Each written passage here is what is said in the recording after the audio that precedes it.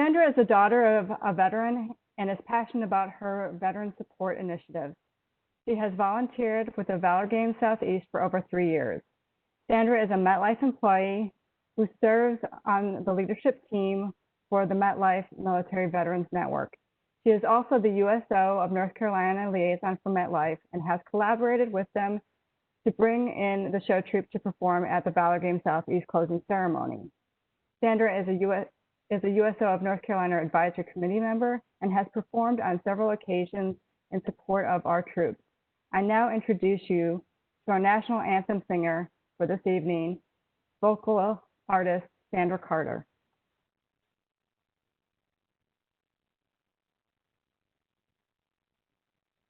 Oh, say, can you see by the dawn's early light what so proudly we hailed at the twilight's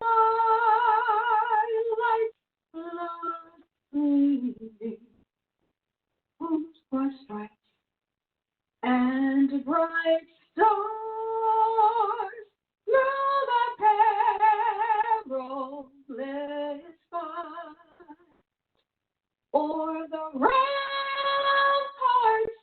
we watched were so gallantly streaming, and the rockets red glare, the bomb bursting in air, yes, through the night, that our flag was still there.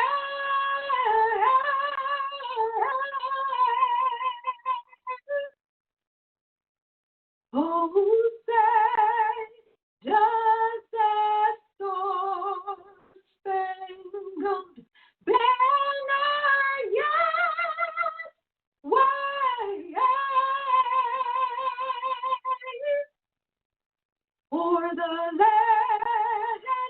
of the free and the home of the brave?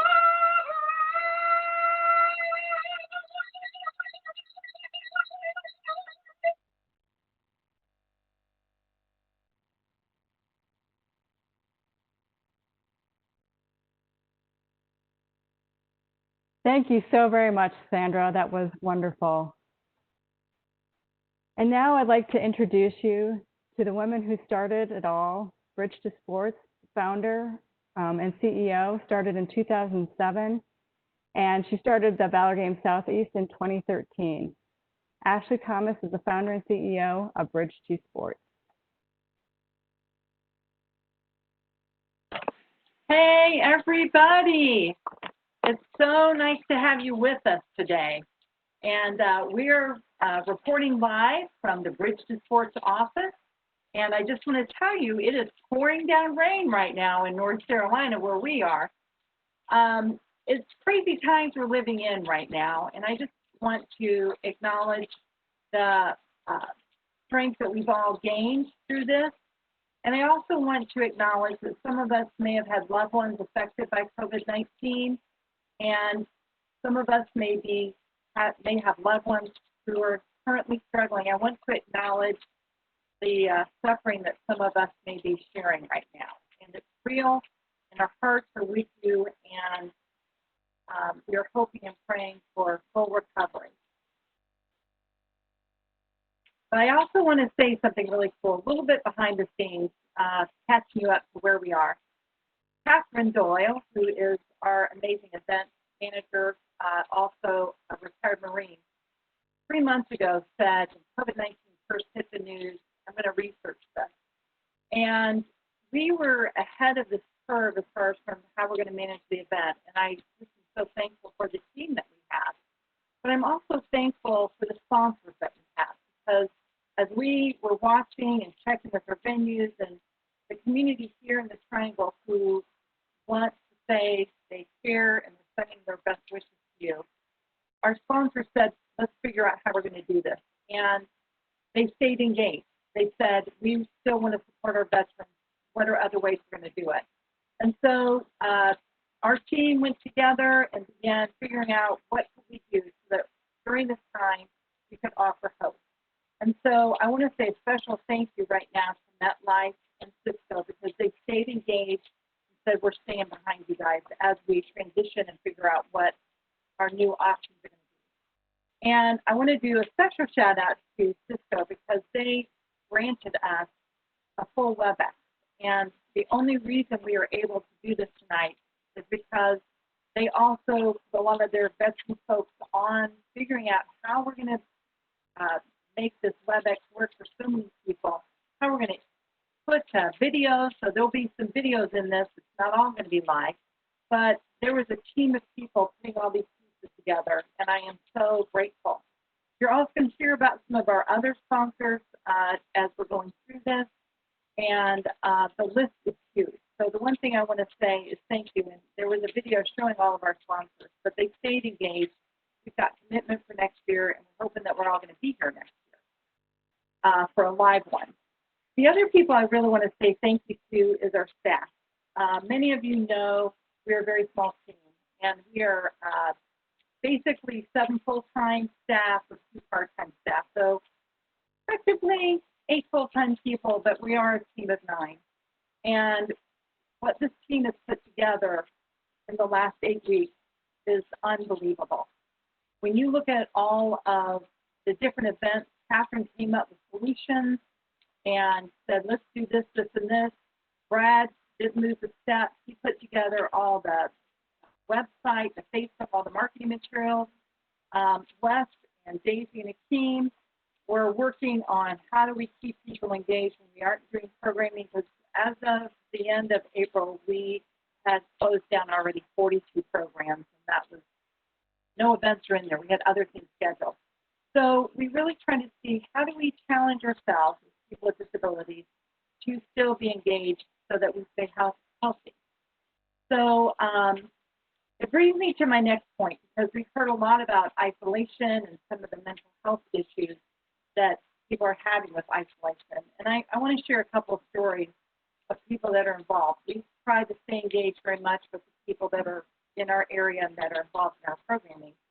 And I had one gentleman say, heck, Ashley, isolation.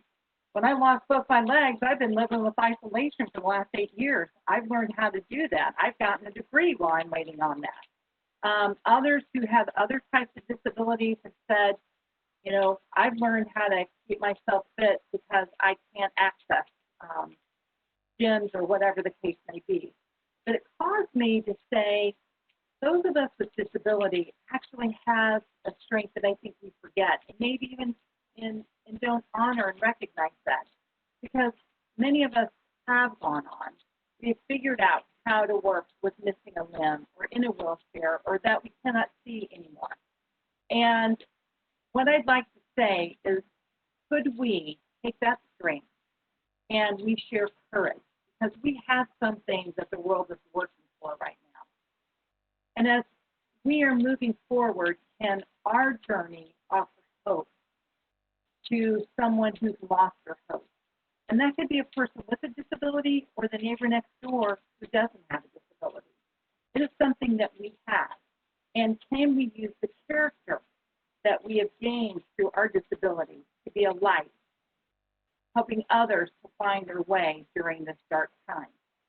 I will say, as I think about this virtual event, you know, I'm a big believer in kind of owning the limitation, acknowledging what may be missing.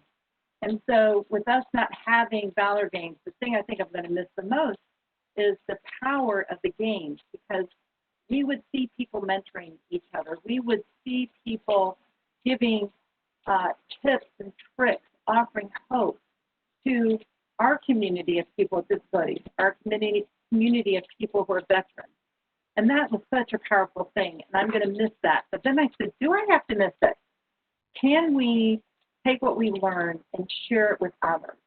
And so as we go through something new, and I'm telling you, this technology, it was a shift for all of us. I want to challenge us as a community of veterans with disabilities to share your struggles, share your fears, share your lessons learned, because in doing that, we are giving hope. And we're also letting the character that we've gained through our disability be seen as a strength, not as a limitation. So during our week of our Virtual Valor Games Southeast, I would like to challenge each of us to go, how can we build the other? How can we build someone to make our community stronger? What actions can we take to build our community at large? And so this week, as we embark on new challenges, and those who know me, I don't like making up excuses. And again, what we've had to do in this office to put this together, all of us have gone in places we never thought we'd have to do.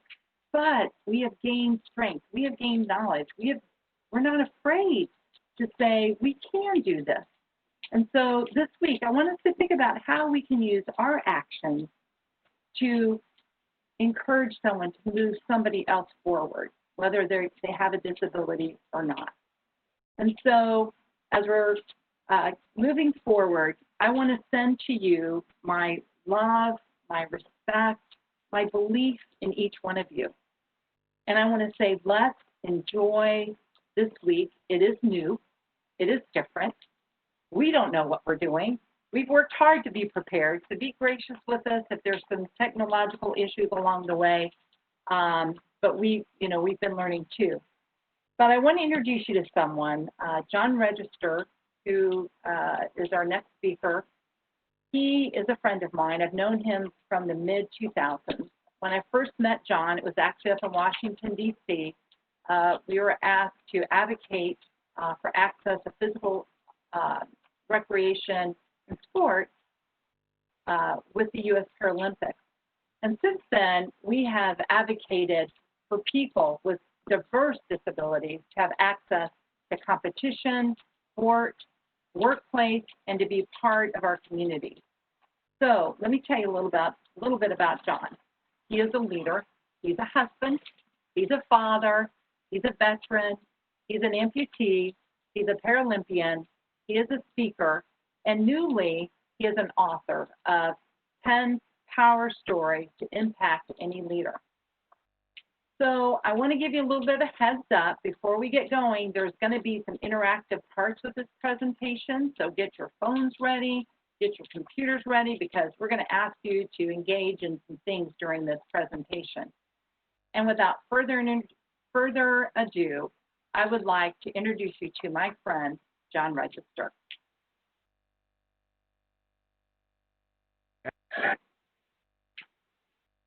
There, everybody doing great? I can't hear you. You're sitting down. This is going to be a really interesting presentation because we're doing this. It's really new. It's fresh for all of us. But we've been doing it, as Ashley said, for so many times. I'm so grateful to be your keynote speaker for today. And we're going to do this in an amazing way, in an amazing fashion, because there are some things I think that we can get out and that we can push forward through and we can push to. So I'm going to share my screen with you real quick. Let me go here and my screen number 2. Boom, there we go. And hopefully that you can see this screen that is up there, because I can't. I can see all the stuff that's going on here. I want to just make sure that you are doing well and that we're doing well in this COVID-19 environment. So we're going to talk a little bit today about how we reach our peak and how we embrace this new normal mindset. So I don't look at the new normal as something that is what everybody else is saying out there. For example, we hear that when things get back to normal, things will be fine. When I get back to normal, things will be okay. But you know what? Normal's really gone. And so we get into this new normal where I believe that the normal is not the destination.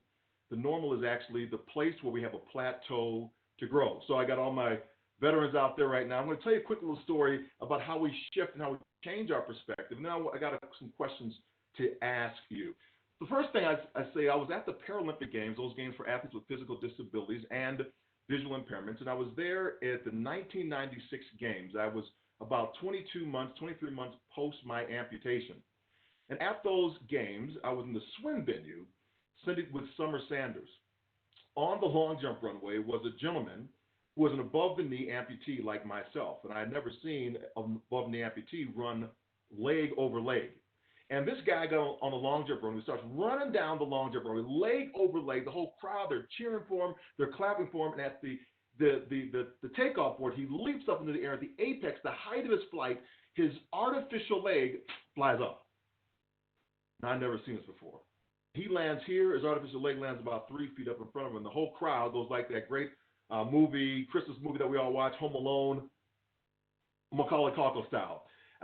So when he lands in the sand, he quickly seizes the moment, turns back to the official and says, "So where are you going to measure my jump from? From right here, my artificial leg landed up there." And I thought, oh my gosh, that is an absolute brilliant attitude to have.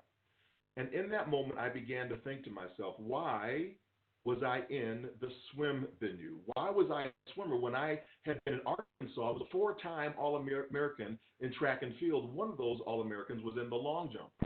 Why was I in the swim venue when I had twice been to the Olympic trials? When I was in the Army, on my way to officer candidate school, why was I in this swim venue? Doing something at a very excellent level, but in the wrong lane.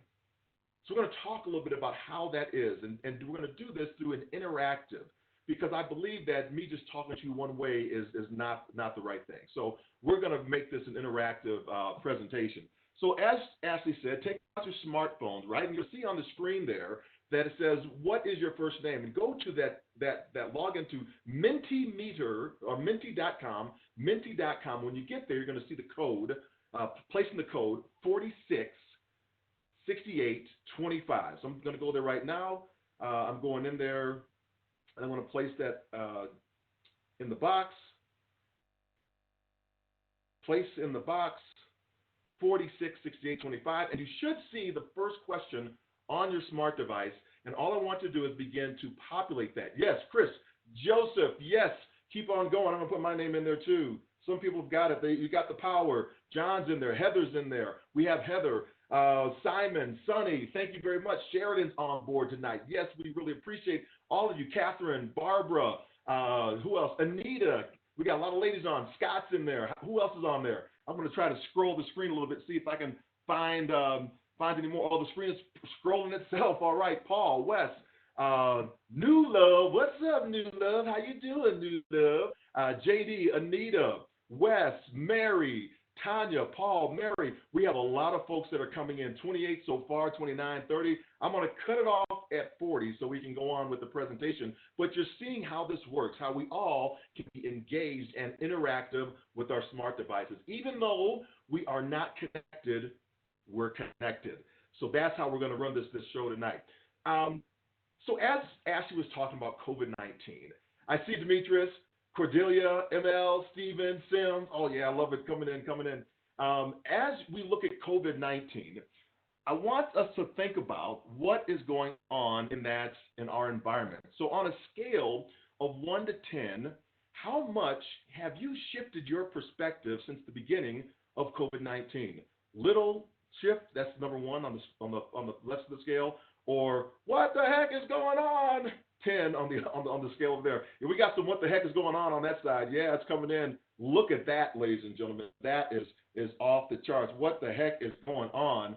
And we see that. Look at that 5 over there. So pretty much in the middle of the road, and on like, oh my gosh, we're in the thick of it. So how do we then shift our perspective? How do we change the way that we are looking at things? And I believe it's a matter of our mindset. And we know as veterans, right? I'm a Gulf War Army veteran. I put my hat down. We have a lot of veterans that are on the call this evening. We have those that support the veteran community. We have family members. We have volunteers. All these individuals that are out there right now, we just want to celebrate each of you. But it is a mindset shift. Make no mistake about it. So as we look at pretty much the numbers there, 5s kind of in the middle pack of the road, and 9, 7, and 4 are on that what's happening here? What's going on now? I'm shifting a whole lot in this transition. We're all making that shift in the transition, right? So here's the deal. I had made my first Paralympic team. I was a brand new amputee, about about a year and a half into it. And before going down to the Paralympic Games in Atlanta as a swimmer, I was sitting in the gate waiting area in the Washington Dulles International Airport. And as I was sitting there, I was looking around the entire room, the gate waiting area, and I saw about 60 of my new Paralympic teammates. I thought to myself, is this the All-American team that I'm choosing to be on, that I want to be on? Is this really what it's all about? And I said, I really wanted to be on the Olympic team, not the Paralympic team. And as I sat there, my student, what's the value, what's the benefit of being on this team? I looked at my teammates who were blind, who were paralyzed, who had cerebral palsy, who were amputees like myself. And I didn't see it. I didn't see the value and the benefit of being on this team. In fact, I was sitting next to a gentleman in a beautiful three-piece Armani suit. He had gator skin shoes on, and he was talking so loud on his cell phone that I just wanted to reach out there and touch him. But I kept my hands to myself. Value, benefit. The gate agent, she gets up to the lectern with her little self, and she says, "Ladies and gentlemen, now flight number 300 is now ready for passenger boarding. Will everyone who needs a little bit more time and assistance please get up and board the aircraft at this time?" So 60 of my Paralympic teammates and I, we got up and began to walk down the jet bridge. And I said, ho, ho, ho, benefit number one. Now that's a perk. So I sat there at 17F. I like the window seat as I got on the plane. I'm watching this amazing spectacle of all my teammates boarding the aircraft. Some of my teammates who are in wheelchairs, they're being led on in aisle chairs to get on the plane. Some of my teammates who are ambulatory but have cerebral palsy, they're using the backs of the chairs, teetering and tottering, getting to their seats. Some of my teammates who are blind, they're on the backs of the shoulders of the person in front of them, going to their seats. And then I see Tree, who is a wheelchair basketball player, Tree, who is a bilateral amputee, and Tree, who stands about 6 feet 8 inches tall. But I get it. Tree can be a tree at 6'8" or stump at 4'3", depending upon which legs he picks out of his closet in the morning time. So as he gets on that ducking on the exit sign, he comes in, and at that moment, he sits down in seat 7C. He pops his artificial legs off, hands them to the flight attendant, who then places those legs in the overhead bin. But 14F, I get it. Benefit number 2, more leg room. And so Tree, sitting down in that 7C seat, the flight attendant then asks him a question. Tree, do you need any more time? Do you need more assistance? Can I help with anything else? And Tree says, no, ma'am, I'm good. And off she walks back through the red curtains to get the tabs on board the aircraft. Tabs, temporarily able-bodied individuals. When the tabs come on board, when she goes out to get the tabs, Tree, now being 4'3", he jumps up into his seat. He takes those long basketball arms and hoists himself up into the overhead bin, lays prone next to his legs, closes the bin door. 17F. I catch eyes with Amy, my swim teammate. Amy puts her head down. She twiddles her thumbs like they have done this 1,000 times before. So I am on the edge of my seat because the plane is beginning to fill up with tabs. People are going to the back of the plane. They're fanning out side to side. And I'm like, who's going to sit in that 7th row? And finally, we have our winner, Mr. Armani suit. Still pulling that Louis Vuitton bag. He's still talking so loud on that cell phone. And he stops at seat 7C. The attaché will not fit underneath the seat back pocket in front of him, so he must go to the overhead bin where our friend Tree has been lying prone for the last 5 minutes. And when he goes to lift that latch, boom, out Tree pops. Armani does a Carl Lewis long jump from the 7th row back to the 17th row where I'm at, 10-row jump.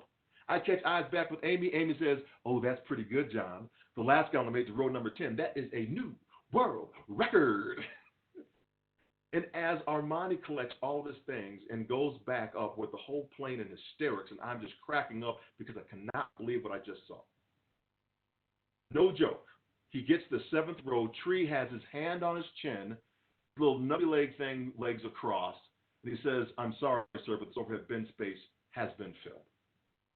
And I am in hysterics. I'm laughing. I'm cracking up. But then I began to think to myself about my attitude. Just 10 minutes prior, when I was in the gate waiting area, wanting to be on the Olympic team and not the Paralympic team. It looked like I was going to have a lot more fun on the Paralympic team than I ever was going to have on the Olympic team. And that began, ladies and gentlemen, to teach me something about what I was experiencing. It was that shift in my mindset, the shift in the attitude, the shift that I was looking for in the life. And because I was devaluing my teammates, I was showing up in a capacity kind of like Armani suit guy, being the jerk, not seeing the value and the benefits of people with disabilities and celebrating their successes. The other side of the coin was this. Tree and all my other teammates were showing up as their full, authentic self despite of how I was showing up in my ignorance. And so I believe in this games that we're about to have, and we'll talk about that in a minute, but I believe in these games, it's about shifting perspective. Shifting perspective for us, shifting perspective for the people that are going to be watching you in your social distancing, and the commitment that we make to ourselves throughout the week. And how can I do this when I'm sitting at home alone at home? How can I push myself to that higher level? So on my board back here, I don't know if you can read it, I got push-ups, sit-ups, rowing, and walking, because that's going to be my commitment for this week. And I have pushed myself to excel myself for Valor Games Southeast on this week, and I'm going to make sure I'm going to hit those commitments because I want to be in it just like you all are. I have my rowing machine out in the garage, and I am pushing just as much as I can because I want to shift the perspective of my neighbors, shift the perspective of my community. That is what we're talking about right now. So in this place, how do you think Tree was feeling? How do you think my teammates were feeling or feeling about me with my negative mindset? What do you think? I think they were feeling a little bit marginalized. And so that's our next question on our trusty, dusty, handy device here is, have you ever felt marginalized and excluded by society? How did you feel? So that's our poll. Have you ever felt marginalized? Let's just put that in the chat box there, right? And just see what we say. Yes, most people said no. No one felt. One person said no. 24 people, 25 are saying yes. Felt marginalized by society. Somebody comes up to you and says something that's off color, or says something to you that is lowers your capacity of what you believe is actually possible for yourself, and maybe we begin to believe that. But in the end, we're really trying to build a community. How do we build community when we're feeling marginalized by it? It doesn't not necessarily have to do with being in an environment of being a veteran, because other communities feel marginalized too. When one group executes and is like I was in that state of tolerating my teammates, tolerating is hierarchical. And because tolerating our teammates is hierarchical, or tolerating anybody is hierarchical, that means I accept you on my terms, my conditions. If I don't tolerate you, I'm more dismissive of you. I don't accept you in. You're not worthy to come into my space. That's exactly the jerk I was being when I was in that gate waiting area. How many times do we often show up and place our own thoughts, our own attitudes, our own actions onto others before we place them on ourselves and really check ourselves, to really begin to understand the other person's viewpoint? That is how we build community. it's really important in understanding in the community how we felt this way in community. The military, they made us feel as a community.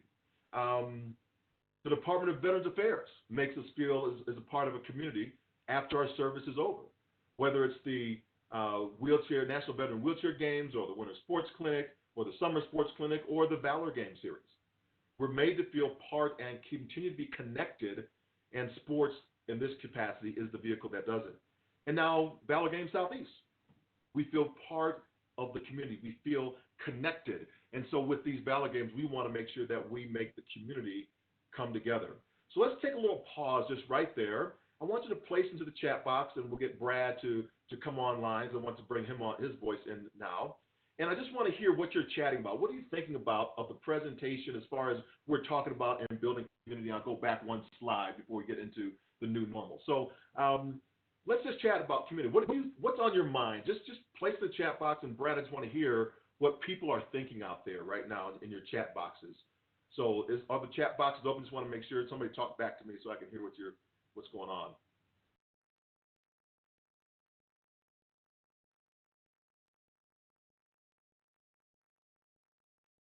Yep, chats should be open. We got Q&As and chats. Q&As and chats. Q&As and chats. We got hellos. We got Sarah Bono saying hello, hello, hello, hello. What else? Who else is coming on? I just want to hear, what are you thinking about right now in community? We're just talking community right now. So we got Brad who's going to monitor that. If I don't hear anything in the next 10 seconds, I'm just going to move forward. We'll get into the new normal as you are out there, whatever capacity you're in. We'll jump into that. So we got 5 more seconds. Presentation, connecting with people. I miss connecting with people, says Sarah Bonner. Yes, we do feel that connection to people, and if we don't have that community, we feel disjointed. So then how can we bring ourselves together under those capacities, right? It's not that we used to think that we didn't want to be connected together. Melanie says something that you got to go back and find that for me, Brad, because it just went on my screen real quick. But we have that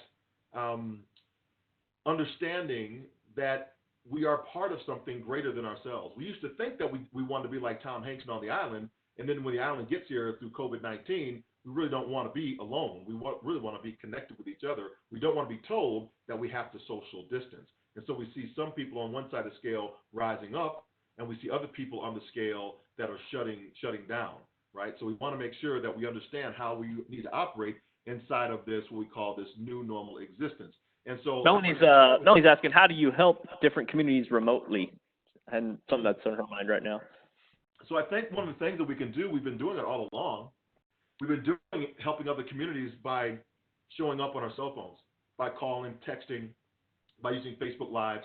We've been doing it all along. Now we're just putting it in a capacity that we're formalizing it, so we can have meetings all across the world. Think about what's opened up to us, the opportunities that have opened up to us just because of this. Anybody in the world can be on this chat, on this WebEx, wherever they are in the world.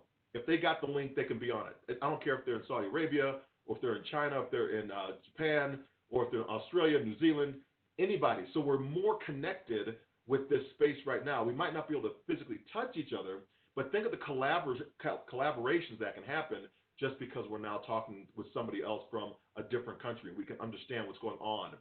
So when we were first talking about COVID-19, for example, I was checking on not only just my friends in the United States, but in every country that I have been able to port in, which are about 27 countries, and checking on my friends there to see what was going on in their area. So I just wasn't listening to Fox or CNN. I was listening to everything that was going on. Like I have a friend in Genoa, Italy. I have another friend in Kazakhstan, Uzbekistan, Japan, China. I'm calling all of them to find out Singapore, what's going on in their worlds. And it covered the gambit.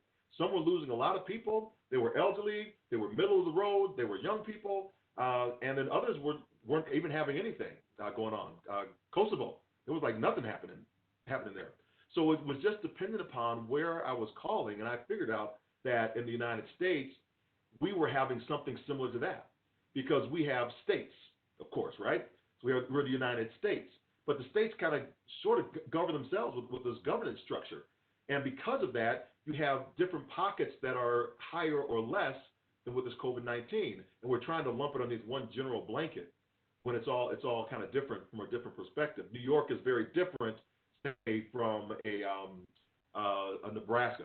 So we have to look at the different models of that. So, but that gets us in this new normal conversation, because I believe in the new normal. New, as we said earlier, is really no prior point of reference. We don't live in our past. We don't live in a past existence. We sometimes want to hang out there, but we do not live in a past existence. So that's the new. The normal is the everyday typical occurrence of a thought or an action. And because it's a normal thought of an action, what is the action that we are doing every single day that actually springboards us to something else? So the new normal is not a destination at all. The new normal is actually a plateau to grow. How are we growing during this time? That is really what we need to be focused in on, that we need to grow. And many people, as we saw on the slide earlier in the polling, we're kind of freaking out about it. And we're like, what is going on? What is happening? My life has been disrupted. My life has been amputated, and I'm feeling the pains of that amputation right now. So how then do we grow through it? So in the new normal, when I was kind of going in, my story is I was on the way, right? I was on the Army's world-class athlete program, track and field team. I had been 6 years in the military. I'm on the way to officer candidate school down at Fort Benning School for Girls and Boys. I am the 8th fastest 400-meter hurdler in the country at this time.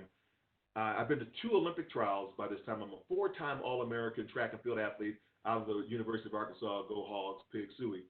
And then I'm on the world-class athlete program, and the team stops for meet in Hays, Kansas. I get off the bus, I go over to do my shakeout. My shakeout consists of running the first 3 hurdles of the 10 barriers in the hurdle race.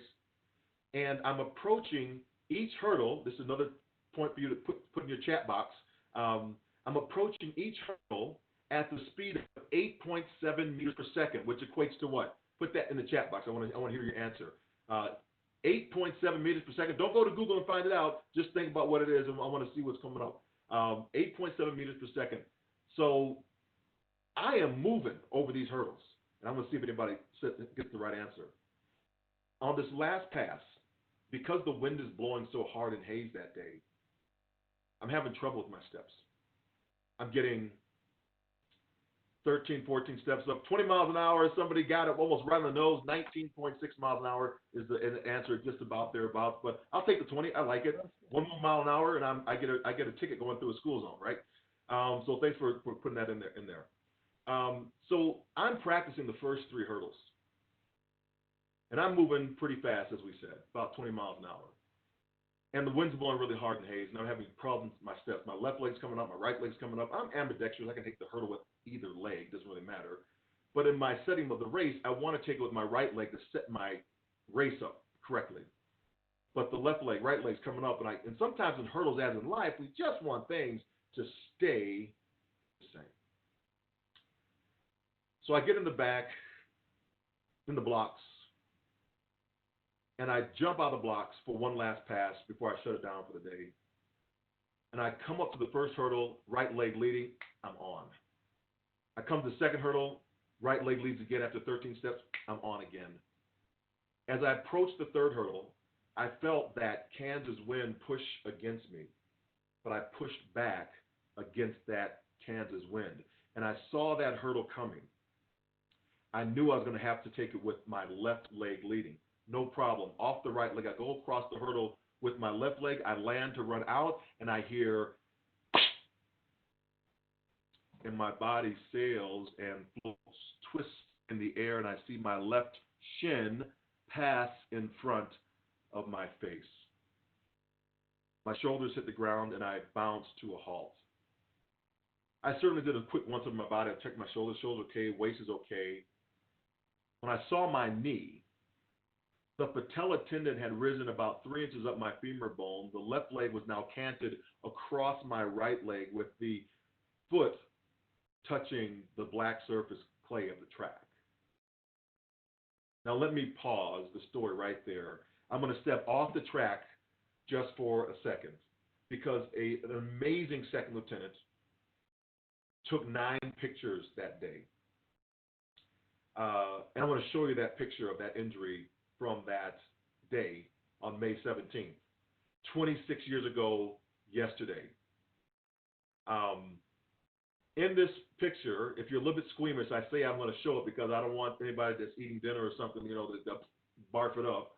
But I want to show you what's going on in this picture so you get the chance to see it from a couple different perspectives. The first is this: my foot is on the ground. If you come up my foot in the shin, you will see the dislocation of the head of the femur bone trying to push out from the knee area. You'll see the discoloration about 3 inches south of the dislocation. That's where my patella is. If you go down and follow that line, you'll see my head in the bottom left corner of the photograph. My friend Dino has his head on my head. Ben Curitan, who I'm supposed to go to Officer Candidate School, has his head on Dino's shoulder. My hand is holding Roz's hand. And then I have no idea whose ashy white legs those are in that picture. So let me step back on the track. The only thing I could think about in that moment was just to get up. Come on, John, just push yourself up. You can do it. Just push yourself up, John. Just push yourself up. You can do it. You can put it. Oh, God! And 90 minutes later, and my teammates were holding me and consoling me, as you can see, but 90 minutes later, as they were singing songs and hymns to keep me calm, 90 minutes later, the ambulance came. I was putting back and whisked off to Hayes Medical Center, where I came into a doctor's room, and he had a white lab coat on, stethoscope around his neck. He took one look at my leg, one look at me, and said, "Mr. Register, looks like you got a bit of a problem. I'm going to have to fix that." So he bore down on that crooked leg.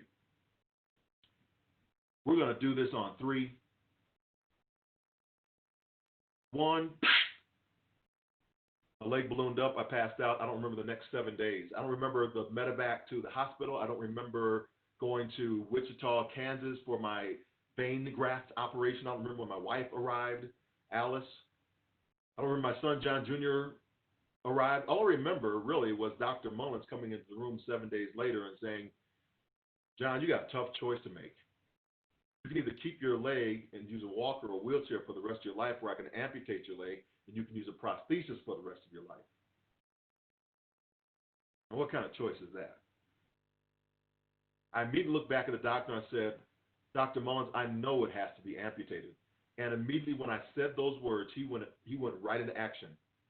2 days later, I woke up in that same hospital bed. It was 11 o'clock at night, and I was in more pain than I thought I was going to have been in. I wanted something to knock it out, so I reached over for this morphine drip button to press the button, but I was too weak to roll over to get to it.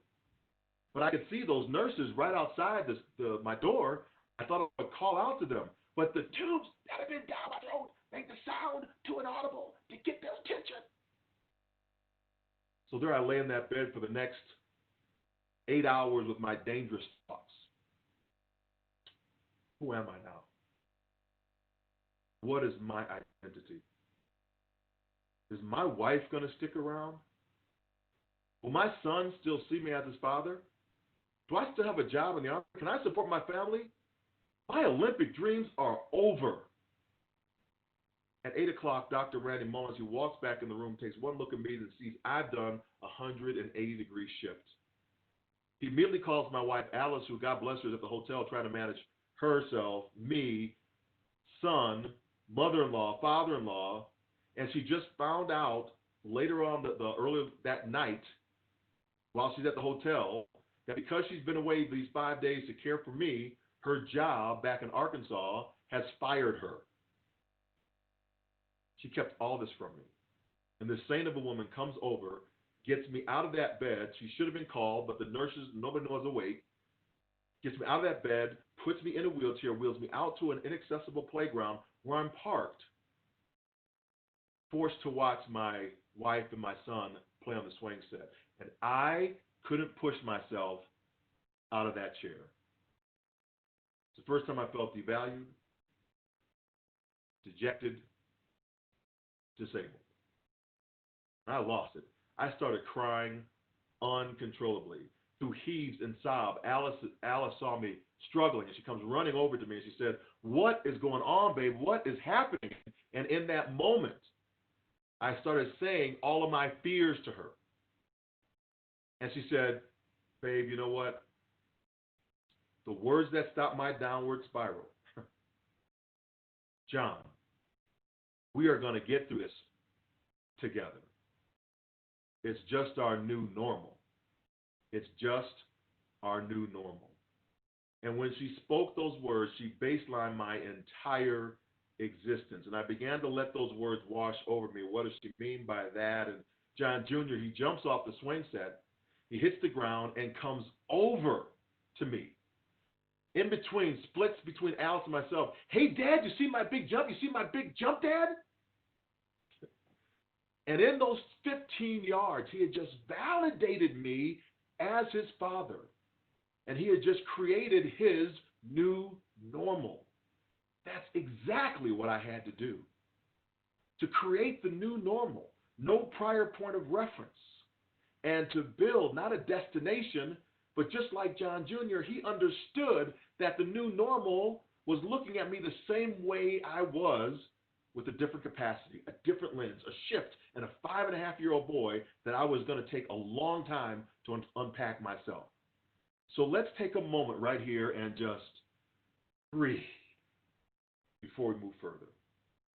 In this moment, what is it in your chat box, as you just take a few seconds to process your own story, maybe you went through something similar?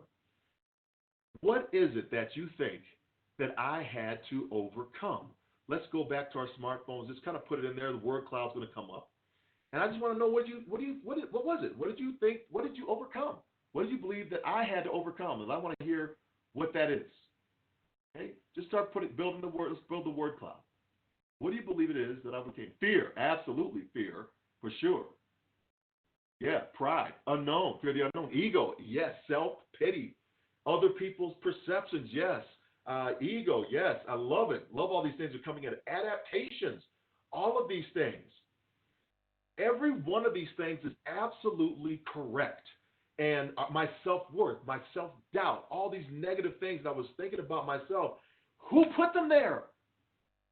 Who put them in me to make me feel those things and a loss, a sense, a break of community? Who put them there? And then how do I turn out? I believe the way that we turn out and all that, thank you for putting those in there, the way that we turn out from it really has to do with understanding this amazing word called courage. And in courage, even though the fear is there, we have the presence to move forward in it. Even though we have the fear that's there, we will move out despite our inability to see the end.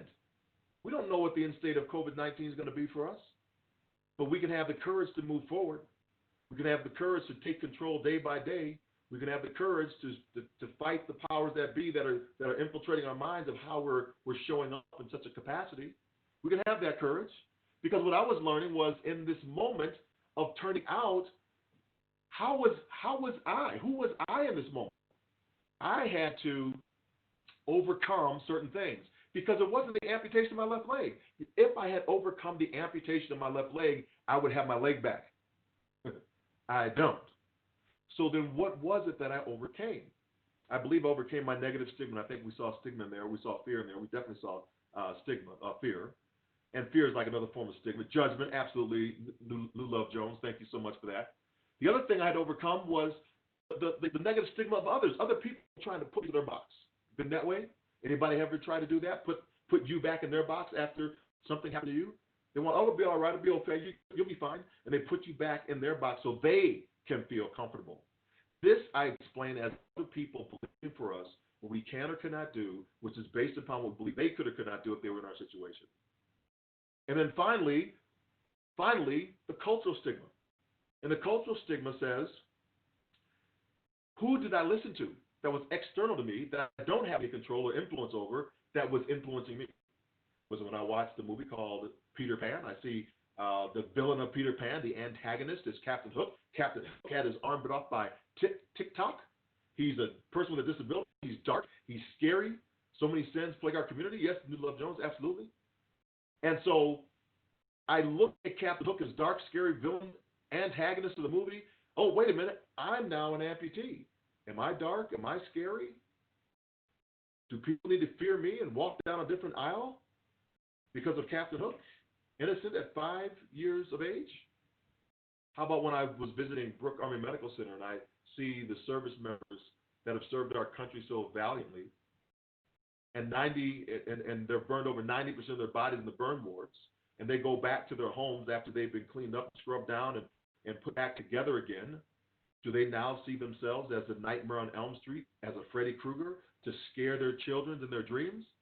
How dare we listen to the societal impacts that drives our fears? We have to negate that. And if that's something that is there, maybe we have to consider what it is we're going to amputate to embrace this new normal mindset. So let's just chat about that real quick before we get back into the final kind of wrap up here. In this moment, we see the individual, others, and the culture that we just talked about. But we believe we're going to rebuild. And we hear it in comments from people like, oh, I can't wait till things get back to normal. When things get back to normal, I will do such and such. Oh my gosh, I can't believe businesses are closed down. When things get back to normal, we always hear that phrase. And when you hear that phrase, you know somebody is not all the way there. Not capacity brain-wise, but they are succumbing to the fears of whatever that is, of what normal is going to bring to them. But that normal is gone. I don't get my leg back, even though I want it back. I don't get it back. That normal, that has passed. So then how do we move forward? With this still in my mind, I'm thinking I'm going to get it back. I believe that I have to rebuild. And I began redefining my life in this process. And that I'm rebuilding based upon the fears I've had of my individual fears that the culture was driving, or the other people who are trying to put me in that box. And so that's one thing. But once I identify the fear I'm after, my wife is still with me. My son's still with me. I got another job. I have value. I have worth. Once we begin to understand that, then we begin to choose who we allow into our life and who we let go. And it might be a thing or it might be a person. It might be a concept. It might be an idea. But when we identify it, that is when we must amputate it to embrace this new normal mindset. And that is a release. We release that. We let it go. Even though there might be phantom limb sensation or phantom limb pain from that amputation, we are free from that appendage that is holding us back to the fears of ourselves, the fears of others, and the cultural fears that we've been in there. And now we're free to get on the other side of the equation and have this rebirth. When I was reborn into my new self as one-legged John, above the knee amputee John, I didn't know how to walk on an artificial leg, run on an artificial leg, hail a cab with an artificial leg, how fast or how long it was going to take me to board an aircraft or walk down the street or catch a bus, drive a car. I had to learn all of those things again, afresh, anew. It doesn't come easy. I have to learn it. But once I do, I begin to have a resolve. And my language changes from, I can't wait to get it back again. I just want to be back to my old self again, to, I know exactly who I am, and you need to catch up. I'm never going back that way again. And from there, we understand that then equals our liberation. I'm resolute. I am resolved. So therefore, I can be liberated. And we hear the words come from a liberated state. You can be on the other side of that coin. You will overcome it. We're going to look for the opportunities and not the obstacles. We go from a deficit mindset to an owner mindset.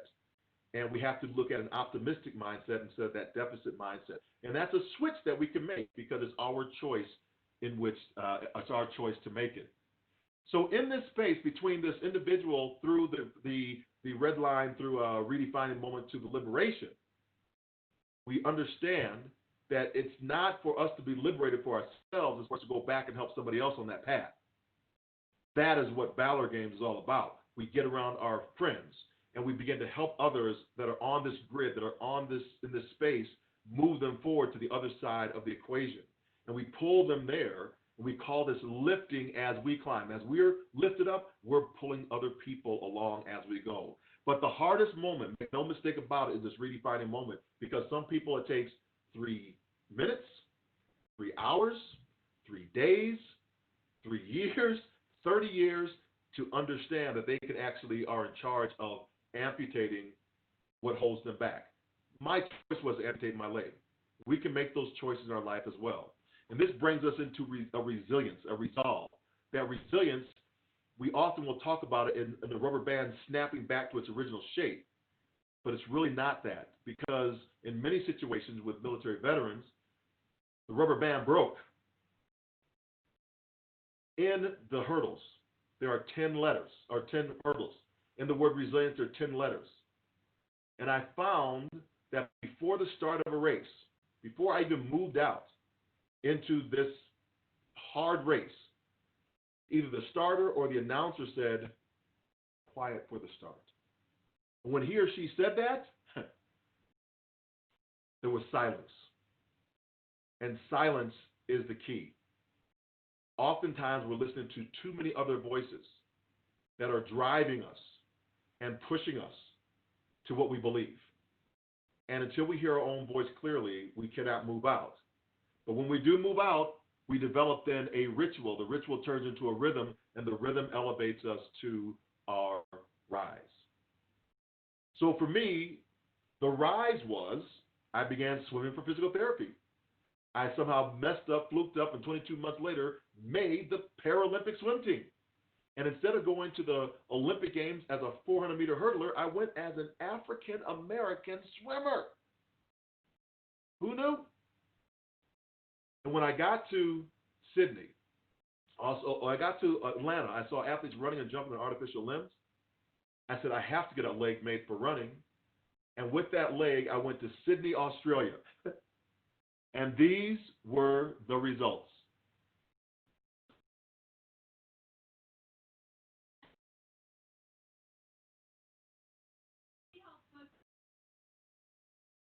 This is Victor Goranson. He's a Swede. Check him out running as a through-the-knee amputee. Hits the takeoff board, a little bit less than 5 meters on his effort.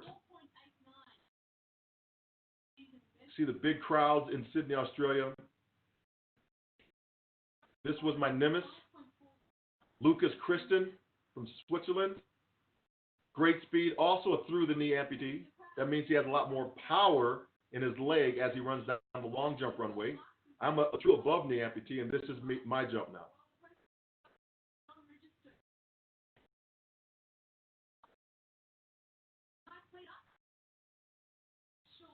Thought that was a good jump. Move me into second spot, and that's where I would stay for the second and for the silver medal. And every time, I'm going to tell you, every time I see that video, I believe I'm going to win the gold medal, but I still got something. Help me change it. I'm too old now for that. I'm not going back. The amazing thing is, as we talk about that slide, absolutely, you're welcome, New Love Jones.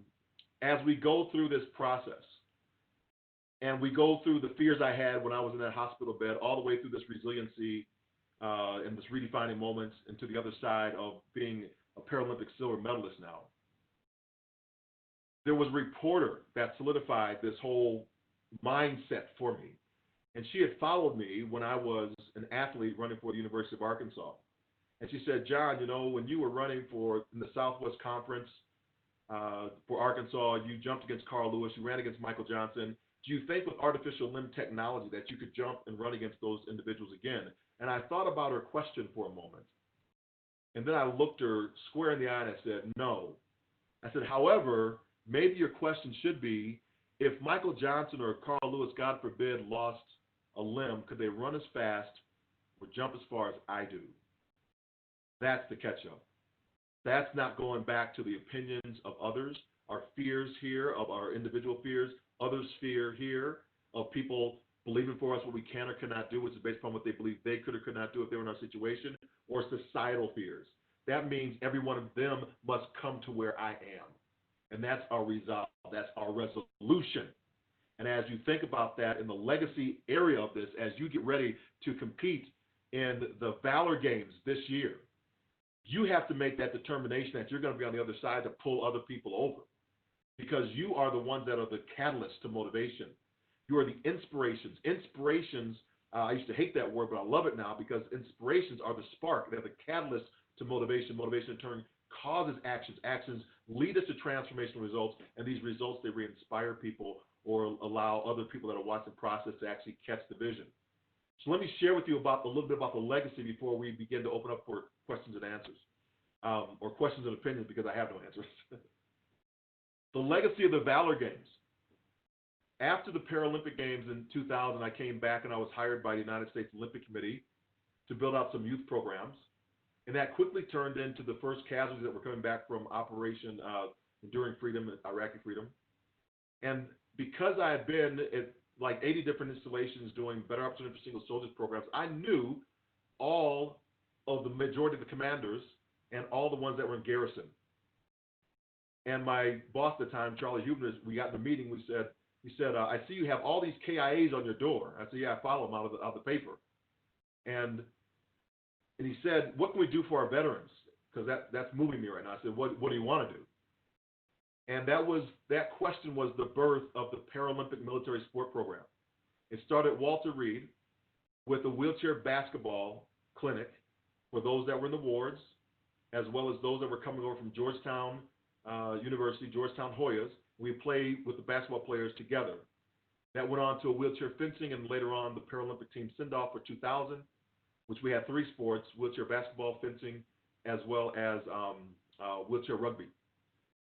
Then we came back, we took the program down to Brooke Army Medical Center, and from there we started expanding into these Paralympic military sports clinics.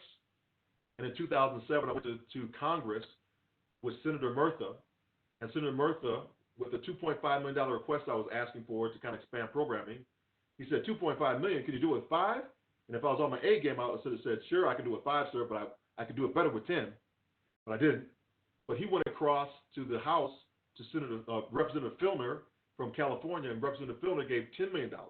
So $5 million went to the DOD, and $10 million went to the Department of Veterans Affairs. And all of that, I'll cut that short, part of that money now runs the Valor Games, all the Valor Games that you see out here.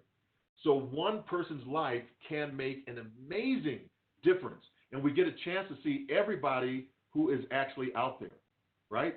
So we get the chance to see the Navy, the Army, the games, these hospitals, all of it just took off. Warrior Games came out of it. Invictus Games comes out of it.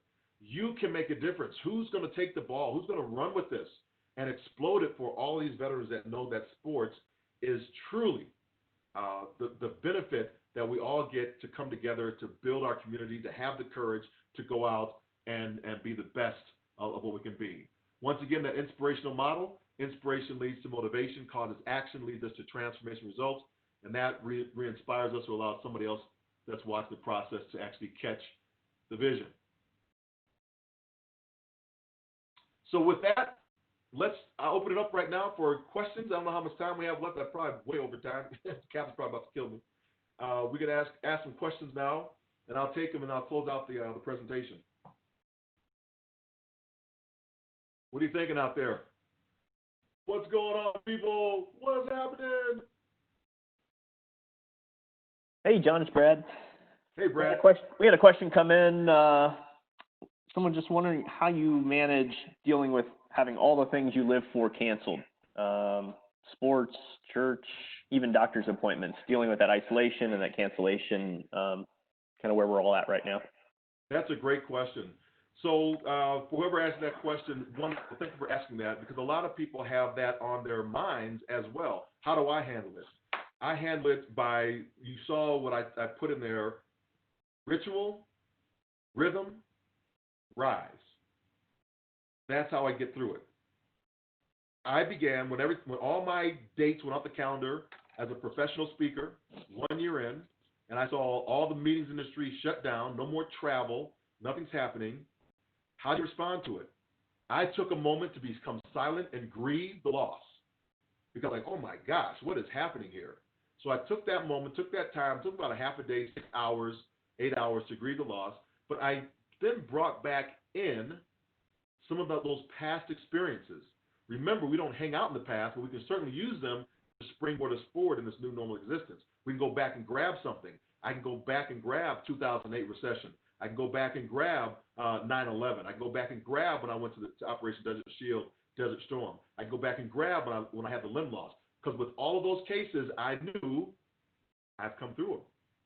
So now I can take that new normal statement and say, it's not a destination, it's only a plateau to grow.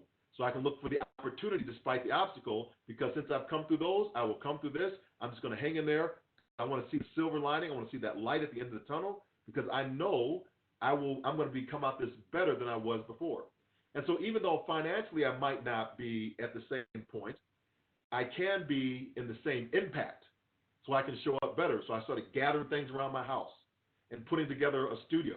The studio has a couple cameras here. I can do this webinar. I got a microphone over here, light shining on me. I got a whiteboard in the back. I can do Studio 1, Studio 2.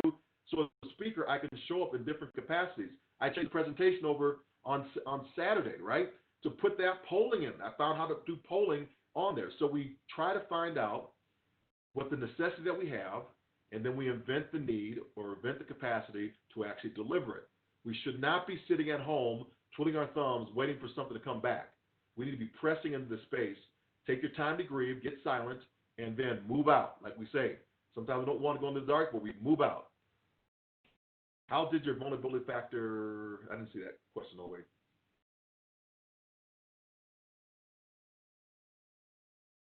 Any more, Brad? Yep, we got them. They're coming in. Coming in. Here's one. How do we get adaptive sports into our local area, especially when accessible sports are almost 2 to 3 hours away? Do you recommend we engage with county parks and rec? Absolutely. I wouldn't. So here's what when I was building programs for either the military or for kids with disabilities, I never said you need to go find a person that's an adaptive recreation or adaptive whatever. I said, if you want to do cycling, go to the local cycling club. If you want to swim, go to the local swim club, and make them do what their mandate says to do. So you just show up and say, hey, I'm here to cycle, I'm here to swim, I'm here to run, I need a coach, and jump in that way, because you're gonna find that more receptive, because coach is coach. Coach is coach. So get to a coach, and you can find out what's going on. So I bike on the trails with my wife. I went to, I work with Challenge Athletes Foundation. I got a bicycle from them. And now I go on bike rides. I do the Iron Horse Bicycle Classic once every other year, which is a 50-miler uphill. I don't know why I do it. I'm crazy.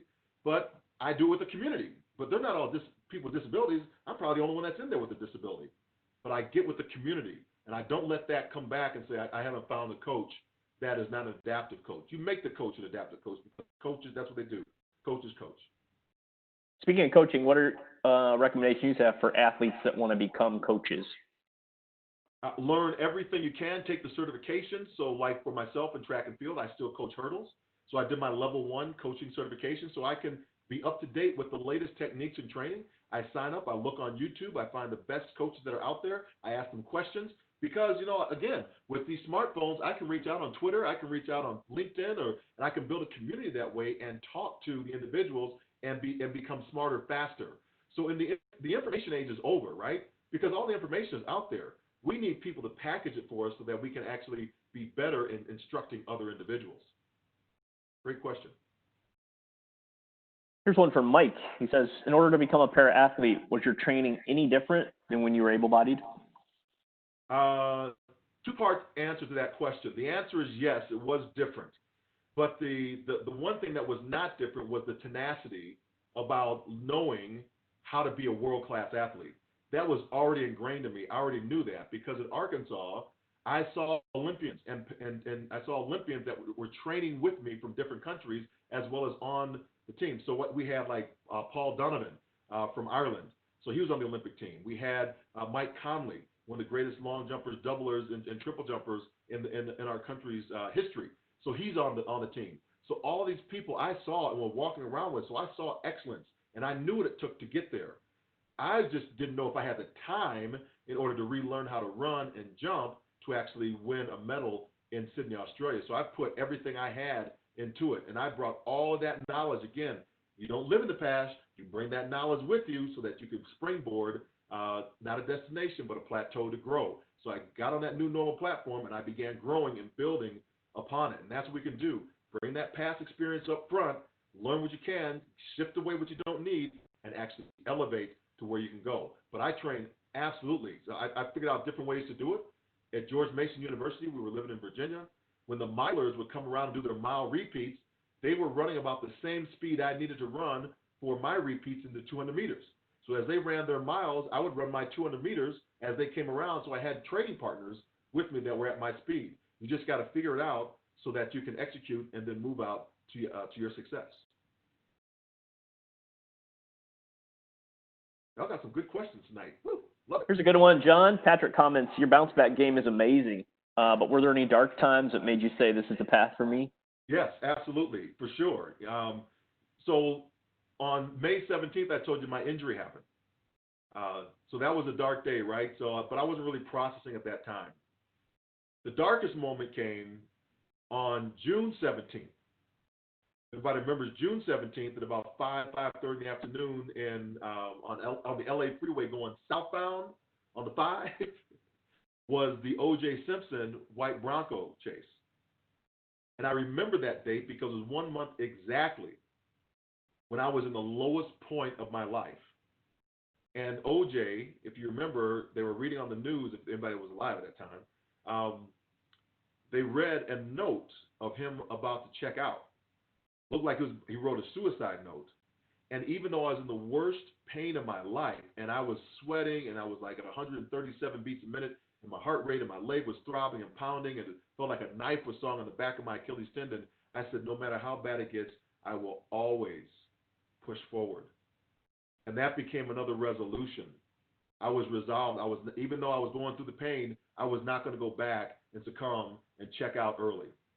That was something that I made a resolution to do. And I believe that helped to pull other people along in my life that saw me struggling during that time and were really worried about this pain because I couldn't get rest anywhere. Not on my back, not on my stomach, not on my side. I just could not get relief from the pain. And so I think that is the resolution that we all have to have. And wherever we get it from, for me, it's my faith in God. It's my wife, Alice, and it's my family and my friendships. That I choose the people very carefully who I hang around with now because they must add value to my life. I may try and pull a few up, but I need people in here in my life who are smarter than me that can pull me up to their level.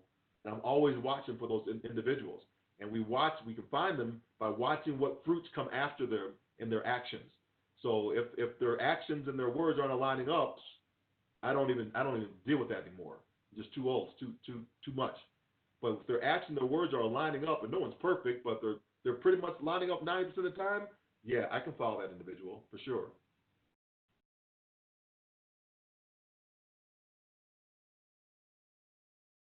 Do you still compete, and how are you dealing with the ups and downs between competition right now? Well, that's a great question. I don't compete anymore. I compete to the dinner table. Woohoo! I really don't. My competition now is really to stay fit. So I like to put myself little goals out there. And so when I heard I was going to speak at the Valor Games, like I said, on my board, I don't know if you can see it back here, I have push-ups. I wanted 750 push-ups by the end of the week, 750 sit-ups by the end of the week. I got rowing. I wanted to have, I think it was 5,000 meters a day on the rowing machine, and walking at least 2 miles a day for the rest of the week. So I've already gotten up. I have I think on the board I have 700 more. I've already done 50 push-ups today. So I'm already I got 700 left to go. Haven't been on the rower, but I did walk 2 miles before this call. So again, it's holding ourselves accountable to each other. And I think that's another thing. If you can get yourself an accountability partner to check in on, I do that every morning with the person. I hijacked her. She was talking about in a conference having an accountability partner. There was no one around me. So I looked her up on LinkedIn. We were connected. And I said, I just made my 2 calls today, and I made her my accountability partner without even asking her. So you can do things. You don't need to ask permission. Just be respectful and polite, and make sure that you're holding yourself accountable. We don't like being held accountable to stuff.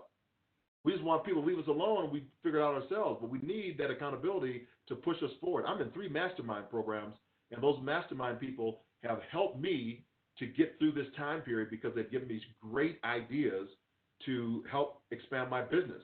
I mean, I have a call with the State Department, for goodness sake, coming up with all the ambassadors, and it's all because I'm looking for the opportunities and not staying stagnant in the obstacles that are there, because we can find obstacles everywhere. So we got to push into that space. So beautiful question. Thank you. Kevin asks, what was your spouse's greatest struggle during your struggle, and how did she get through it? That question.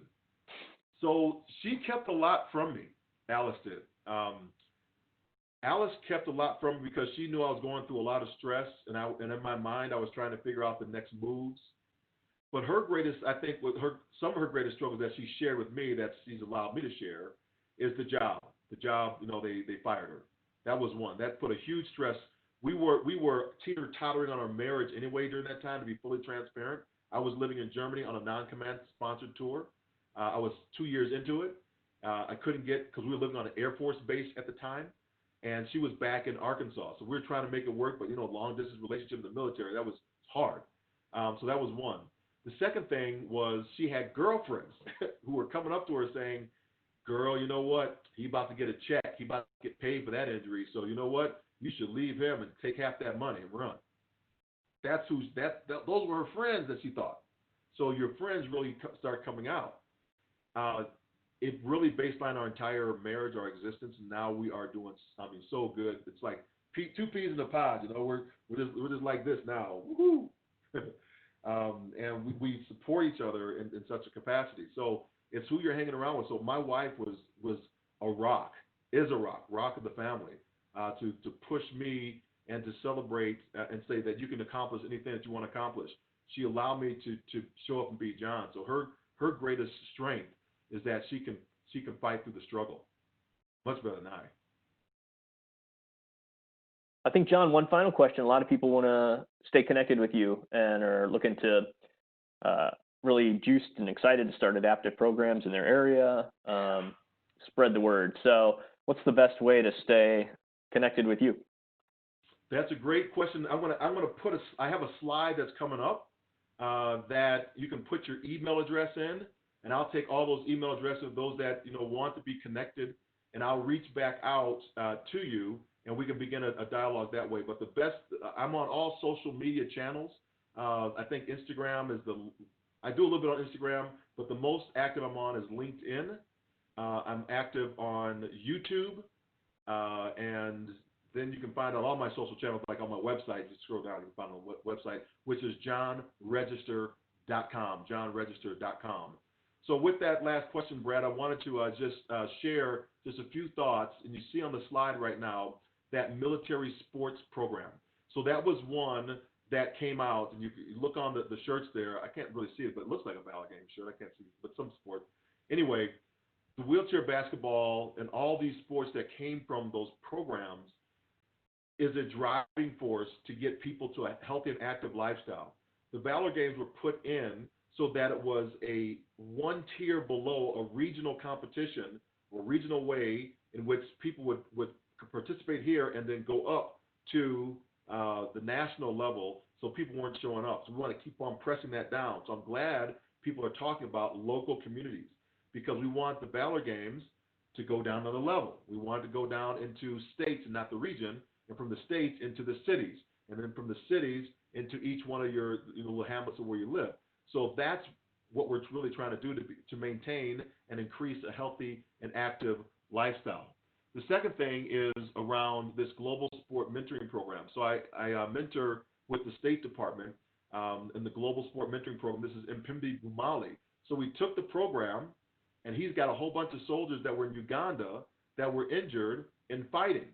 He had like almost 500 to 1,000 injured service members. A lot of them were amputees. So we brought them over, taught them our program of the Paralympic military program, and now they're winning medals in Paralympic games and Paralympic competition with rifles and shooting, because most soldiers know how to shoot. Some don't, most do. And so he brought that program on board. Sarah, Dr. Sarah here on the other side is a proponent of that program at the University of Tennessee. So again, it's taking what we know and sharing it with the world so that people in all walks of life can come together. And then finally, the Get Skilled Access. So now look at it from this standpoint, because sports is great, but we really want people to have a healthy and active lifestyle so they can be employed and be off the dole. We want people to show up and be gainfully employed. And in this program here, which is a company out of Australia, I began partnering with them to bring them into the United States so that we could look at disability from an empowerment standpoint and not a charitable model. I'm not going to ask you for handouts. I'm going to show you a model that you're missing revenue, you're missing business if you don't have people with disabilities on your payroll. And so I proved that. I mean, we look at how many people are working from home now. Well, people with disabilities have been working from home and telecommuting for a very long time. It's nothing new for the community. So you can learn from those individuals, and we just show you how to do it with a series of programs. Once again, we have the inspirational cycle. I just want to make sure that you know that what I am requesting of you, the big ask for you is to make sure that you are inspiring other individuals and not just showing up to do these games and just, the competition is great, but we really want to grow this out and really spread the word about it. So somebody asked about the social media channels. Here it is right here. So if you want to be a part of John's social media channels, go in here in your phone. I think it's right here. It says, I'm not sure what the next one says. Let's go back. Yep, just give me your email address and I will, I'll get with you. And if you really want it. So I'm putting together my CRM or my contact resource management. And so from there, you'll start getting updates, mostly YouTube clips. Most YouTube clips. I'm not going to inundate you with stuff. You can go out to the YouTube channel because I put a lot of stuff out there and on LinkedIn, just because that's where most people are communicating that I communicate with. I'm honored and happy to serve. I love being connected with this community. Ashley, thank you so much. Catherine, Brad, you all are amazing. I really appreciate this time that you gave. And so the final thought for you is this. The next time that you go to board an aircraft and you go to reach for the overhead bin, just be careful, because you never know what life's overhead bin has in store for you. Thank you so much. Go forth and inspire your world. My name is John Register. Please, deuces.